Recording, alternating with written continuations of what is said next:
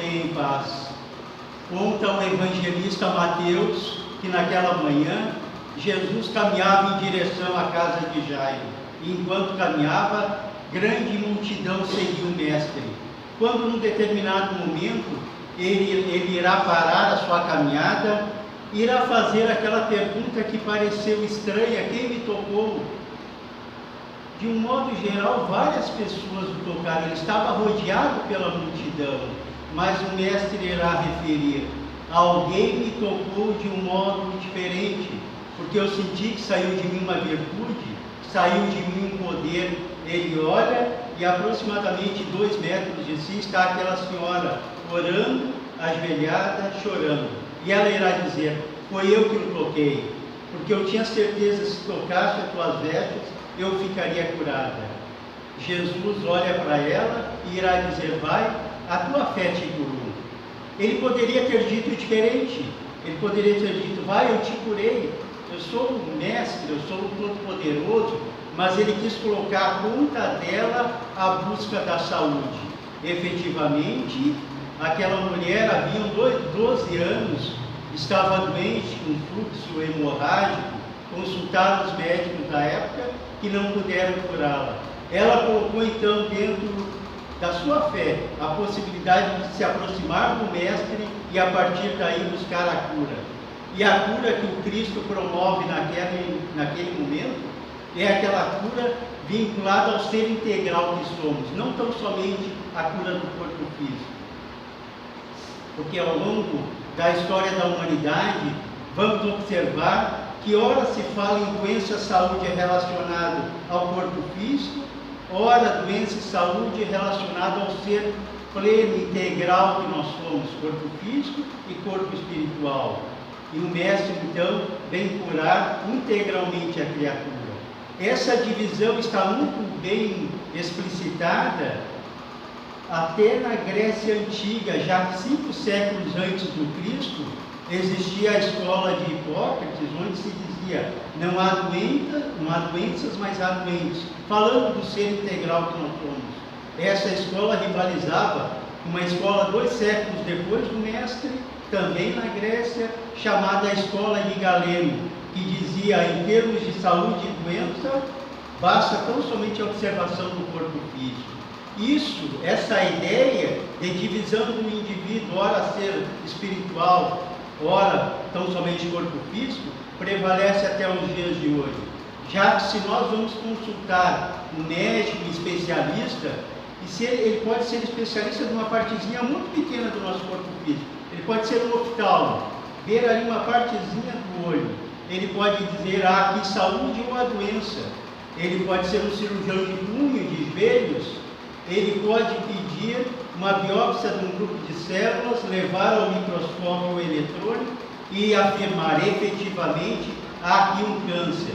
Mas se o indivíduo é analisado no seu aspecto físico e não se constata nenhum problema de saúde, a gente não pode dizer que ele é saudável, porque o doente mais grave é o doente psiquiátrico. E há uma estatística que diz que o doente psiquiátrico, muitas vezes se alimentando mal, tendo uma vida de relação social precária, tendo uma vida, enfim, de um modo assim, bastante desarmonizada, ele guarda silêncio com relação às doenças orgânicas, mas é o doente mais grave já que doente psiquiátrico. Mas esse indivíduo é analisado no seu aspecto psiquiátrico e não há nenhuma dificuldade.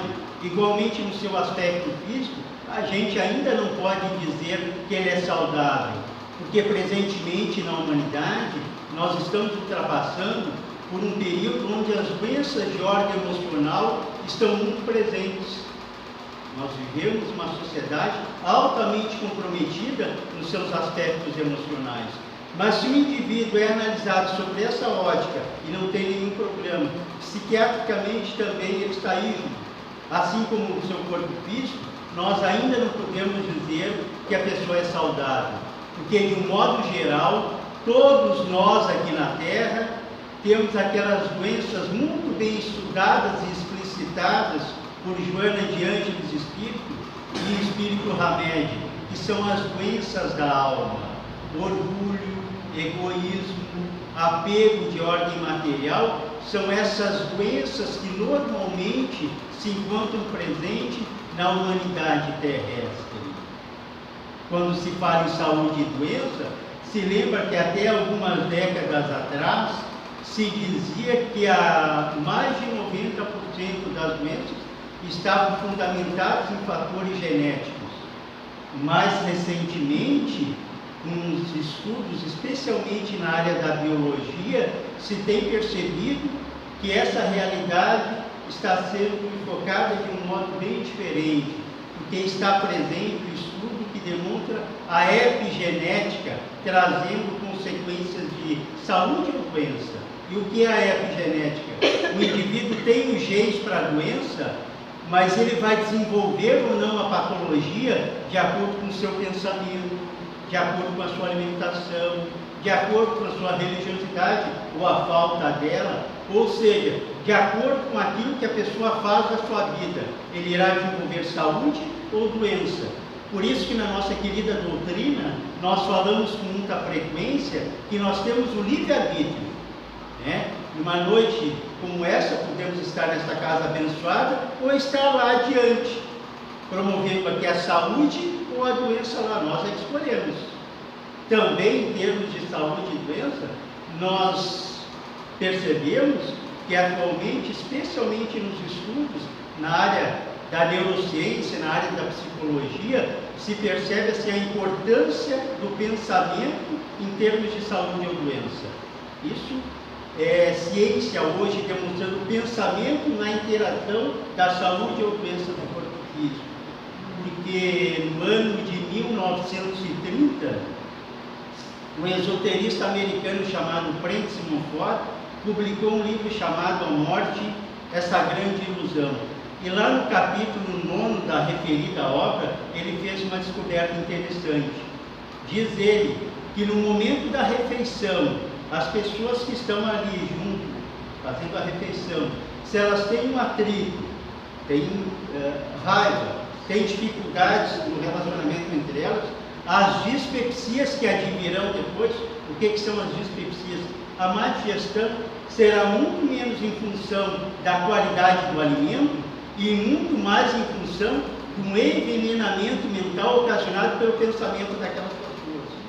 Quando ele publicou isso, se passou a conta de fantasia, não se acreditava que o pensamento pudesse interferir no corpo físico. Aí, no ano de 2008, uma farmacêutica americana chamada Candice Pert, concluindo seu curso de pós-doutorado em farmácia, ela fez algumas descobertas bem interessantes. Diz ela assim, que toda a emoção experimentada por cada um de nós, e nós durante o dia experimentamos dezenas de emoções, vão fazer com que se produza lá no cérebro, numa glândula chamada hipotálamo, determinados peptídeos, que são produtos químicos colocados na corrente sanguínea. E esses produtos químicos são produzidos quando em presença da boa emoção ou das emoções desarmônicas. E eles vão ocasionar saúde ou doença. Então ocorre assim, quando nós temos emoções negativas, degradantes, desarmônicas, raiva, rancor, medo, né, e outras tantas, vai fazer com que o hipotálamo produza produtos químicos, coloque na corrente sanguínea, e esse pensamento, que é uma energia, antes de ir para fora do indivíduo, ele vai em cada célula do organismo e vai atuar exatamente também sobre o sistema imunológico. O que é o sistema imunológico? É aquele sistema que vai nos proteger, não é, das doenças, que vai promover a saúde, ou quando desarmônica, promover, né, fazer com que o indivíduo tenha possibilidades maiores de doenças. Ao contrário disso, aqueles pensamentos de paz, tranquilidade, de fraternidade, de religiosidade, vão fazer com que o hipotálamo coloque na corrente sanguínea outros tipos de produtos químicos que vão otimizar todo o sistema imunológico, ou seja, trazendo saúde ao indivíduo. Então nós é que escolhemos. É como aquela pessoa que de manhã cedo ela diz assim, ó, Hoje meu dia vai ser péssimo. Ela está escolhendo o dia que ela quer. Hoje meu dia vai ser péssimo. E a tardinha, ela diz assim, toda orgulhosa, eu não disse que ia ser um dia ruim. A pessoa escolheu o dia dela. Teve o dia ruim, escolheu. Nós escolhemos saúde ou doença. E o nosso pensamento tem uma gênese muito grande nesses dois aspectos, de saúde e de doença. Tanto é assim que tem vários estudos na área da psicologia que demonstram isso. Existe um estudo feito por um psicanalista americano, psiquiatra, chamado Irving Yalom. Yalom tem vários livros traduzidos aqui para o português. E ele fez um estudo interessante sobre pensamento. Diz ele assim, que cada um de nós promove por dia em torno de 50 mil pensamentos. É bastante pensamento. Muitos desses pensamentos nem chegam na tela mental do consciente, ficam um pouco mais abaixo, a nível do inconsciente. Mas mais importante do que quantificar a quantidade de pensamento é ver da qualidade dele ou a falta dele. Então ele diz assim, ó, desses 50 mil pensamentos, 60% deles têm a ver com fatos ocorridos no passado e que hoje a gente não pode fazer mais nada. Já ocorreram, não tem mais solução. E às vezes a gente vê aquela pessoa se lamentando tão intensamente, mas por que eu fui escolher esse caminho? Por que eu fui fazer tal coisa? E a pessoa fala com uma tal intensidade de emoção que a gente pensa assim, bom, deve ter sido algo que ocorreu no mês passado ou no outro mês. E a gente pergunta para ela, mas quando é que ocorreu isso? Fazem 35 anos atrás, tá? A pessoa está vivenciando esses aspectos. 20% desses pensamentos tem a ver com o futuro, com algo que na sociedade atual é muito presente, que a gente chama de ansiedade. O que é a ansiedade? Nós estamos numa sociedade ansiosa. Ansiedade é o indivíduo sofrer previamente por algo jogado no futuro que pode até nem acontecer, mas ele sofre antes. Então, por exemplo, vou dar 2 exemplos para vocês. O nosso filho vai sair à noite, a gente sabe como é que está lá fora, né? Daí a gente combina com ele, filho, em tal hora tu tem que estar em casa. Combinamos. Chega naquele horário e não aparece. 1 hora depois ele também não chega. 2 horas depois ele não surge de casa.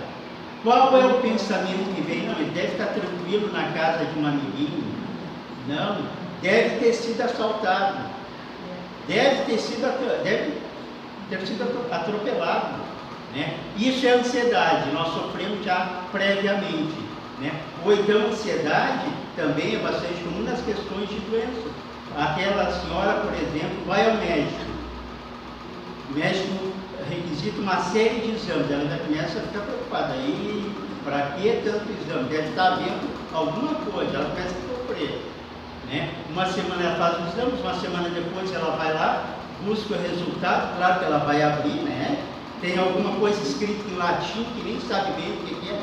Eu sabia que tinha alguma coisa, olha aí, ó, e sofre muito mais. Ela vai no médico, o médico olha minha senhora, o exame deu normal, isso aqui todo mundo tem. Né? Sofreu então sem uma necessidade, por exatamente estar presente na nossa sociedade, a ansiedade. 12% dos pensamentos é o aqui e agora material. Né? Isso é muito presente, né? O aqui e agora material. É aquela situação assim, ó, bom, surgiu um novo smartphone, eu tenho que comprar essa tecnologia nova. A pessoa não percebe que daqui a 40 dias surge outra, todo momento surge. E a pessoa fica se desgastando para adquirir, né, os aspectos materiais da vida. Ou o vizinho trocou de carro, eu também tenho que trocar. E daí fica vivenciando tão somente os aspectos materiais da vida. E 8% dos pensamentos, no dizer do psiquiatra amigo, são os aspectos mais positivos da vida. Né? É aquela pessoa que tem o hábito da oração. É aquela pessoa que tem o hábito da leitura. E no nosso meio espírita, né? É maravilhoso o conteúdo de livros que a gente tem à nossa disposição. Né? Então os 8% estão colocados aí. Ou numa conversa mais edificante, porque nós, a humanidade, de um modo geral, conversa muito mal. A nossa conversa, invariavelmente, é de ordem material. Ela não é uma conversa elevada. Né? E daí a gente às vezes até se surpreende. como aconteceu outro dia na minha casa espírita, que eu conversava com um companheiro nosso que se tornou vovô pela primeira vez. Ele ficou falando 1 hora do amor dele pelo netinho, né? Coisa linda. Eu, que não sou avô, até fiquei com vontade de ser, dado o amor envolvido aí, né? Conversa edificante, conversa amorosa, porque os nossos conteúdos de conversa vão determinar, né, a nossa saúde, a nossa doença, os nossos equilíbrios. Quando falamos em saúde e doença, nós lembramos de um livro, né, de Emmanuel, pela mediunidade de Francisco Cândido Xavier, chamado Consolador. E lá na questão 95, o benfeitor amigo vai fazer um conceito do que é saúde. É um conceito bem interessante. Vai dizer ele: saúde é a perfeita harmonia da alma. Ele não fala em saúde em corpo físico. Saúde é a perfeita harmonia da alma. E ele vai dizer mais: saúde é a perfeita harmonia da alma. E muitas vezes nós temos que ter doença física para ter saúde da alma. Olha só, parece um paradoxo, né? Mas quantas pessoas buscam o centro espírita, por exemplo, porque estão doentes? E chegando no centro espírita, não tem conhecimento espiritual maior, começa a ouvir falar do Evangelho, começa a perceber que essa realidade que está aqui não é tão somente essa, mas é toda uma dimensão de ordem espiritual presente em nossas vidas, e daí começa a se renovar. Então, saúde é a perfeita harmonia da alma, né? E o Chico dá dois exemplos bem significativos sobre esse aspecto de saúde e a perfeita harmonia da alma. Ele vai falar daquela mãezinha que oportunamente o procura, acompanhado pelo seu filho adolescente. Ela, muito aflita, diz assim: Chico, o meu filho está com gangrena nas pernas e os médicos querem amputar as pernas dele. O que tu podes falar?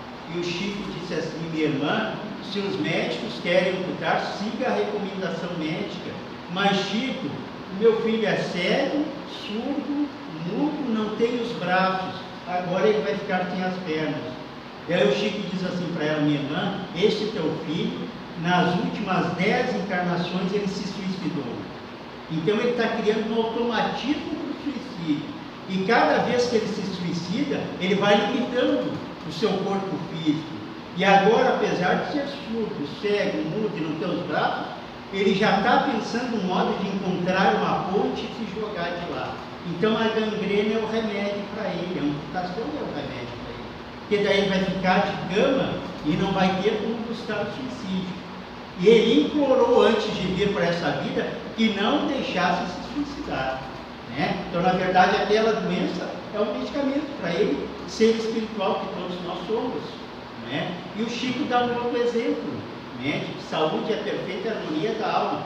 Aquele adulto jovem que oportunamente procura o Chico, dizendo assim: Chico, eu estou muito mal. E o Chico, naquele jeito simples, ele: mas que der, meu irmão, eu tenho uma cardiopatia, eu tenho glaucoma. Mas Chico, o médico disse que eu vou morrer. Meu filho, todos nós vamos morrer, meu filho. Mas Chico, o médico disse que a minha vida está por um fio. Daí o Chico olhou para ele e disse assim: mas o médico diz que fio é esse? Se é um fio de algodão, um fio de nylon ou um fio de aço? Porque os espíritos que estão aqui estão dizendo: trabalha no bem que tu engrossa esse fio. Trabalhar no bem, sair de dentro de si em favor do outro. Isso promove saúde na criatura humana. Quando nós falamos em saúde e doença, lembramos do Evangelho de Lucas, especialmente, porque Lucas, né, é aquele que no seu Evangelho mais vai colocar as curas promovidas pelo Cristo. E tem uma que nos chama a atenção, né, que é aquela manhã ensolarada em que o Cristo está chegando na cidade de Jericó. Na cidade de Jericó existe um cego lá chamado Bartimeu. Bartimeu é cego e fica esmolando à beira do caminho, né? E o Cristo chega então em Jericó acompanhado de grande multidão, né? E quando ele está passando, Bartimeu está jogado lá no chão, Bartimeu percebe que está em presença daquele Messias anunciado séculos e séculos antes pelos profetas. E ele aproveita a situação. E ele grita, não é?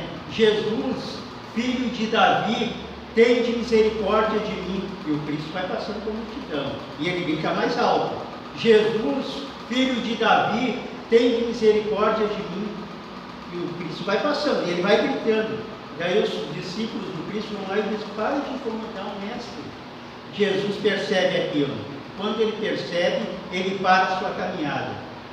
Ele para, e aí Lucas coloca de modo bem interessante, porque Lucas vai colocar assim, ó, que para cada cura promovida pelo Cristo, ele vai usar de uma pedagogia própria, para nos ensinar.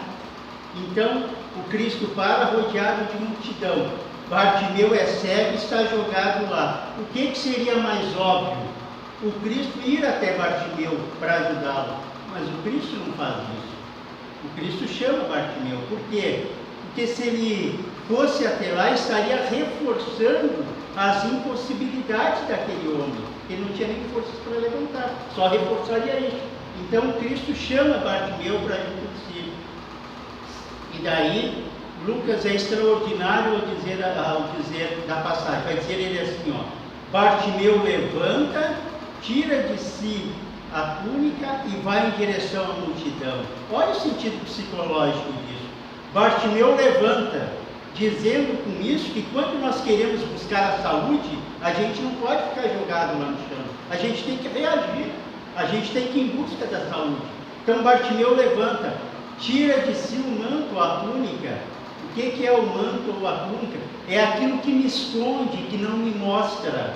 No momento que eu tiro, eu me mostro qual efetivamente eu sou. Um ser com as minhas dificuldades, com as minhas limitações. E ele vai em direção à multidão. Que multidão é essa? É a multidão da sua pouca valia. É a multidão da sua baixa autoestima. Ele vai então em direção àquela multidão e se coloca perante o Cristo, frente a frente com o Cristo. Se ele enxergasse, ele estaria olhando olho a olho no Mestre. E é interessante essa passagem, porque a gente compara com uma outra, aí de Mateus, em que o Cristo também estava na cidade de Jericó. Nessa passagem, conhecida de todos nós, é aquele encontro que o Cristo tem com Zaqueu, o publicano, o coletor de impostos, lembram? O Cristo vai na cidade de Jericó e Zaqueu, sendo um publicano, coletor de impostos, sendo um homem de baixa estatura, ele sobe numa árvore sabendo que o Cristo passaria por ali. O Cristo está passando, o Cristo olha para cima e diz assim: Zaqueu, dá-te pressa em descer daí, porque hoje eu vou me hospedar na tua casa. E as pessoas não entendem, mas tanta gente boa na cidade, ele vai ficar logo na casa de Zaqueu. Mas Zaqueu, todo alegre, desce de lá, se coloca perante o Mestre e já vai se justificando: Senhor, eu procuro dar metade dos meus bens aos pobres, e quando eu erro, eu pago em dobro para aqueles que eu erro. Ele já conhecia o Código de Defesa do Consumidor, artigo 111, né? Então ele já fazia isso, né? E daí o Cristo vai dizer para ele: eu vim não só para aqueles que têm saúde, mas também para os doentes. Agora o Cristo está em presença de Bartimeu, e o Cristo olha para ele e irá fazer a pergunta mais estranha de todo o Evangelho. Mais estranha. O Cristo olha para ele e diz assim: Bartimeu, que queres que eu te faça? Mas será que o Cristo não está vendo que o homem é cego? Claro que está vendo que o homem é cego. Por que dessa pergunta então? O Cristo está dizendo para nós, mais de 2000 anos depois, nesta casa, está dizendo para nós. No momento que o Cristo pergunta assim: Bartimeu, que queres que eu te faça? Ele está dizendo assim: Bartimeu, eu sou Cristo, eu tenho imensas possibilidades de te ajudar.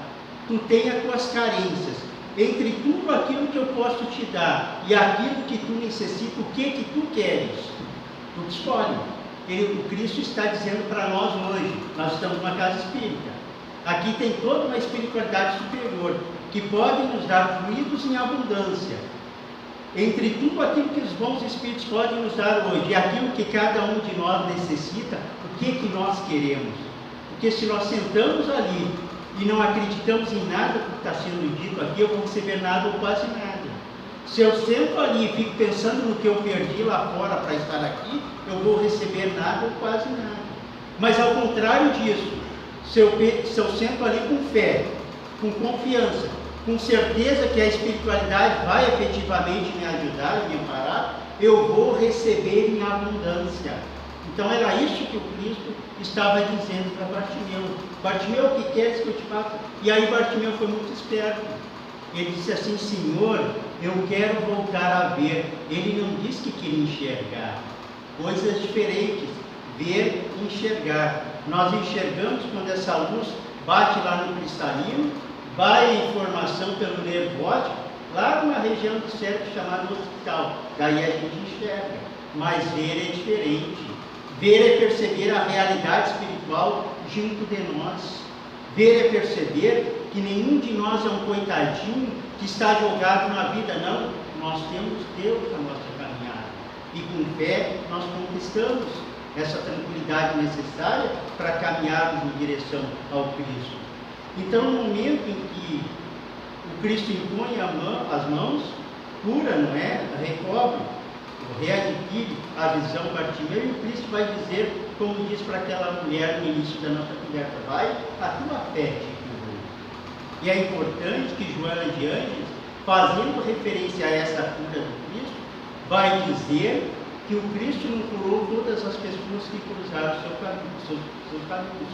Mas para todas elas e para nós hoje, ele deixou o norte da cura, deixou o caminho a ser percorrido. E qual é o caminho? A vivência do Evangelho de Cristo, né? Evidentemente que nós estamos falando aí da cura do ser integral que nós somos. Então, para nós, a doutrina espírita não é o objetivo a ser alcançado. A doutrina espírita é o caminho. Qual é o objetivo? O Cristo. A vivência do Evangelho do Cristo. Essa vivência do Evangelho do Cristo é que vai oportunizar com que efetivamente a gente adquira a cura do ser integral, né? Mas nessa busca, o que muitos de nós fazem?